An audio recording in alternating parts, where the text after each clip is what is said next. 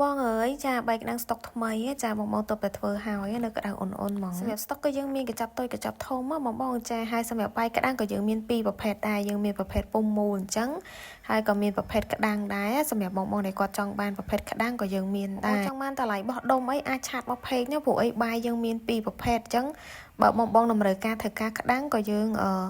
ធ្វើជូនបងបានចាហើយសម្រាប់បងដែលគាត់ចង់បានជាប្រភេទពុំមូលចេះក៏បានដែរច្រើនពុំមូលនេះគឺខាងខ្ញុំលក់ដាច់ខ្លាំងមែនតើអ្នកសារភ្ញៀវគាត់បុកកំងច្រើនណាព្រោះអីគាត់ស្រួលលក់អញ្ចឹងណាចាហើយសម្រាប់តម្លៃអីបងអាចឆាត់មកពេកមកចាហើយគ្រឿងយើងលាបដិតអញ្ចឹងដូចបងឃើញអញ្ចឹងសាច់ក៏ច្រើនដែរព័ត៌មានលម្អិតតាក់ទងតាម Telegram ឬ Page ណាបង